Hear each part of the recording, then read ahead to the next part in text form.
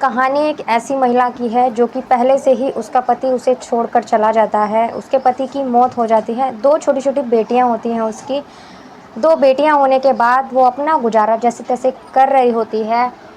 तभी उसकी मुलाकात एक आदमी से होती है और उससे उसका रिश्ता बन जाता है। अब वो आदमी उससे रात के अंधेरे में मिलने आया करता था और ऐसे ही उसके साथ रहा करता था। उसके छोटे-छोटे बच्चे थे। जिस दिन वो मिलने आया करता था, उस दिन उनके बच्चों को पेट भर के खाना मिला करता था। नहीं तो वो ऐसे ही मतलब रूखी-सूखी खाया करते थे। जिस दिन वो आता था, पेट भर के खाना बच्चों को टाइम से खिलाकर वो उसको सुला दिया करती थी। जब ऐसा होता रहता है तो 4 साल ऐसे बीत जाते हैं। 4 साल बाद उसे पता चलता है कि वो प्रेग्नेंट है। जब उसे ये पता चलता है तो एक रात जब वो उससे मिलने आता है तो वो उसको कहती है कि मैं तुम्हारे बच्चे की माँ बनने वाली हूँ और मुझसे कब शादी करोगे? जब वो उसको ये बोलती है तब वो उससे कहता है कि मेरी पत्नी भी प्रेग्नेंट है। ये सुनकर वो चौंक जाती है और कहती है कि आज से पहले तुमने कभी नहीं बताया था कि तुम्हारी पत्नी भी है और आज तुम मुझे बता रहे हो कि तुम्हारी पत्नी भी प्रेग्नेंट है। तुमने मुझसे शादी का वादा करते-करते 4 साल तक मेरे संग ऐसा किया है और आज तुम मुझे बता रहे हो। जब उसे खूब उल्टा-सीधा बोलती है, पास के ही कमरे में उसके 2 जो बच्चे वो जिसे वो सुला दिया था, उसकी जो बड़ी बेटी होती है, वो सारी बात उनकी सुनती रहती है। उसे सब मतलब इस बात का पता रहता है कि उसके घर में किसी मर्द की आवाज़ आ रही है। अब वो सारी बातें सुनती रहती है। वो महिला काफ़ी देर उससे बहसबाजी करती है और तो वो कहता है कि मैं तुमसे शादी नहीं कर सकता क्योंकि मेरी पत्नी भी प्रेग्नेंट है। अगर उसे इस बात का पता चलेगा तो उसे सदमा लगेगा। तो वो कहती है इससे मुझे क्या मतलब, तुमने मुझसे शादी करने के लिए कहा था, अब मैं इस बच्चे का क्या करूँ? ये तो तुम्हें पहले सोचना चाहिए था, 4 साल से मेरे साथ ऐसे कर रहे हो। जब वो उसको बोलती है तो वो उसको कहता है कि एक ही उपाय है इसका। तो वो कहती है क्या? तो कहता है कि अबॉर्शन करवा लो। जब वो ये बोलता है तो वो चौंक जाती है, कहती है तुम्हें शर्म नहीं आ रही? तुम अपने ही बच्चे को मारने के लिए बोल रहे हो। जब वो ये कहती है तो वो कहता है इसके अलावा कोई सॉल्यूशन भी नहीं है क्योंकि मेरी वो कहती है कि क्या ये शब्द तुम अपनी पत्नी को कह सकते हो? वो भी तो माँ बनने वाली है। तो वो कहता है मैं उससे ऐसा क्यों कहूँ? क्योंकि वो मेरी पत्नी है और हमारा वो जायज़ बच्चा है। इसीलिए मैं उसको ऐसे नहीं बोल सकता और खुशी-खुशी उस बच्चे को अपनाऊँगा भी और ये जो बच्चा है ये नाजायज़ है। जब वो ऐसे बोलता है तो वो दंग रह जाती है और कहती है ओहो जायज़ बच्चे के पिता हो तुम, ये तुम्हें आज महसूस हुआ है? 4 साल से तुम्हें नहीं पता था कि मैं क्या कर रहा हूँ, इसका नतीजा क्या होगा?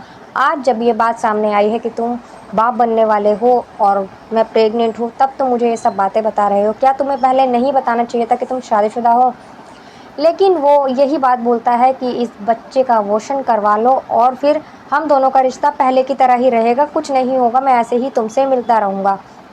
लेकिन वो कहती है मुझे इस नाजायज़ रिश्ते से अच्छा अपना बच्चा लगता है और मैं अपने बच्चे को जन्म दूँगी और आज के बाद मुझे अपनी शक्ल मत दिखाना, मेरे घर पर मत आना। जब वो ऐसे बोलती है उसको तो वो कहता है ये तुम्हारा आखिरी फ़ैसला है? तो वो कहती है हाँ, ये मेरा आखिरी फ़ैसला है। मैं अपने बच्चे को जन्म दूँगी क्योंकि इन सब में इसकी कोई गलती नहीं है। इसे नहीं पता कि मेरा बच्चा कैसा है और कैसा नहीं है।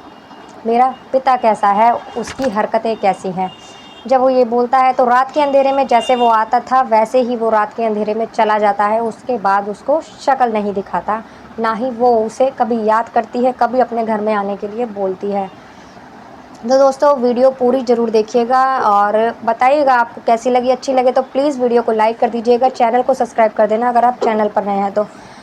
दोस्तों ऐसे ही करते-करते पूरा टाइम निकल जाता है, बात उसकी डिलीवरी वाले दिन का आ जाता है, 9 महीने निकल जाते हैं, जैसे-तैसे कर उससे काम-धंधा नहीं होता, कुछ तो कमज़ोरी की वजह से, कुछ उसकी प्रेगनेंसी की वजह से, कुछ उसके दिमाग में ऐसी बातें चलती रहती हैं जिससे वो बहुत ज़्यादा परेशान रहती थी। अब वो अपनी बेटी को आस-पास के घरों में काम करने लगती है उसकी बेटी, साथ ही वो छोटी बेटी को भी उसके साथ भेज दिया करती थी उसकी मदद करवाने के लिए।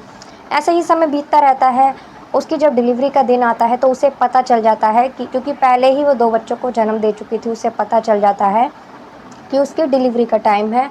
वो अपनी बेटी को लेकर जब हॉस्पिटल जाती है, ओपीडी पर जाती है, वहाँ अपना कार्ड बनवाती है, तो वहाँ उससे उसका नाम पूछा जाता है। वो अपना नाम जब बता देती है तो उसके कहता है अपना पूरा नाम बताओ, तो वो कहती है यही मेरा नाम है। तो वो कहता है कि क्या कोई मर्द नहीं है?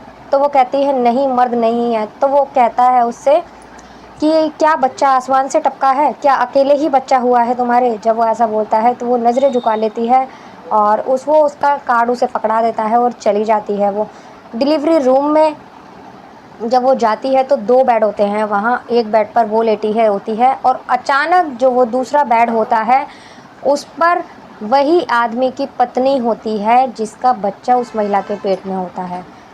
जब वो उससे मिलने आता है, उसके साथ खड़ा होता है, तो वो समझ जाती है कि ये उसी की पत्नी है। वहाँ पर नर्स आती है और नर्स उसको बोलती है, क्या कैसे हैं तुम्हारे घर वाले, तुम्हारे घर से कोई नहीं आया, कम से कम कोई मर्द तो होना चाहिए था तुम्हारे साथ जो दवाई वगैरह लाने में तुम्हारी मदद करे। तो वो कहती है कि मेरे यहाँ कोई मर्द नहीं है। तो वो कहती है, नर्स कहती है उसको कि तुम्हारा आदमी तो होगा, तुम्हारा हस्बैंड तो होगा, पति तो होगा। तो वो कहती है कि नहीं, बच्चे का जो बाप है वो नामर्द है, वो मर्द नहीं है। अपने मुंह छुपाकर अपने बच्चे को ये कहकर कि इसे अबॉर्शन करवा लो, मार दो, वो भाग गया है। अगर वो मर्द होता तो अपने बच्चे को जन्म देने के लिए बोलता और इस वक्त यहाँ होता। मुंह छुपाकर वो भाग गया है। ये सारी बातें वो सुनता रहता है बगल में ही खड़ा हुआ और वहाँ से दबे पाँव चला जाता है। जब उसे ये सुनता है तो शायद उसे कुछ शर्म आती है। ऐसा वो बार-बार अपनी पत्नी के पास आके उसे डिलीवरी टाइम पे कहते हैं ना, कोई ऐसा एक जना साथ होता है तो जो वो उसे हिम्मत बंधाता है। ऐसे ही वो काम कर रहा था, अपनी पत्नी के पास आता है, 1-2 शब्द उससे बोलता है और थोड़ी-थोड़ी देर में चला जाता है। लेकिन उस महिला के पास कोई नहीं आता। उसकी छोटी-सी बच्ची थी, वो भी बाहर थी, वो उसके साथ कोई नहीं था। अब जैसे-तैसे करके वो टाइम भी निकल जाता है, जैसे उसका अब तक का टाइम निकला था वो टाइम भी निकल जाता है और वो एक बेटे को जन्म देती है। देने के बाद में वो अपने घर जाती है। जाने के बाद में बच्चा धीरे-धीरे वो अपने बच्चे को पालती है। अपनी समय निकलता जाता है और बच्चा भी अब 5 साल का हो जाता है। अपनी बेटी के साथ मिलकर मेहनत करती है, मज़दूरी करती है और अपने बच्चे को अच्छे से स्कूल में डाल देती है। लेकिन साथ ही अफ़सोस, कुदरत का करिश्मा देखिए, जहाँ वो उसकी दूसरी पत्नी थी, जब उसकी डिलीवरी होती है तो उसका बच्चा अब इस दुनिया में नहीं था। होने से पहले ही, मतलब जब उसकी डिलीवरी हुई थी तो बच्चा मरा हुआ होता है। जब ऐसा होता है तो उसे शायद कहीं न कहीं ये पता चल जाता है कि शायद मेरे कर्मों का ही फल है। मैंने अपने ही बच्चे को मारने के लिए कहा था, लेकिन वो बच्चा अभी भी सही सलामत है। वो बच्चा बड़ा भी हो गया और लेकिन जब वो उसकी खुद की पत्नी की डिलीवरी होती है, जिससे वो कह रहा था कि मेरा बच्चा जायज़ है, और वो बच्चा मरा हुआ पैदा हुआ। अपनी उसकी पत्नी को कभी कुछ नहीं पता चला कि ऐसा इसका कोई रिश्ता था, ऐसा कैसा नहीं। लेकिन उस महिला ने अपने बच्चे को बड़ा भी किया और उसे एक अच्छी परवरिश दी, अच्छा पढ़ाया-लिखाया, सारी ख्वाहिश अपने बच्चे की पूरी करी। लेकिन उसकी जो बच्चा मरा हुआ हुआ था, उसके बाद उसकी पत्नी को कभी कोई बच्चा भी नहीं हुआ। तो कहते हैं ऊपर वाले की लाठी में आवाज़ नहीं होती, लेकिन जब वो पड़ती है तो सारे कर्म सामने आ जाते हैं और उसके साथ भी कुछ ऐसा ही हुआ था। ज़िंदगी भर वो औलाद के लिए तरसता रहता है और वहीं वो बच्चा बड़ा होता है, लेकिन उसे उसके बाप का नाम वो कभी नहीं बताती। यही बोला जाता है कि उसके पिता भी मतलब ख़त्म हो गए थे पहले, जैसे 2 बेटियों के पिता पहले ही गुज़र चुका था उसका पति, उसको भी वो यही कहती है कि पिता उसका मर चुका है। तो दोस्तों, कैसी लगी आपको ये कहानी? अगर अच्छी लगी हो तो प्लीज़ कमेंट कर ज़रूर बताना। मिलते हैं अगली किसी वीडियो में एक नई कहानी के साथ। तब तक के लिए नमस्कार।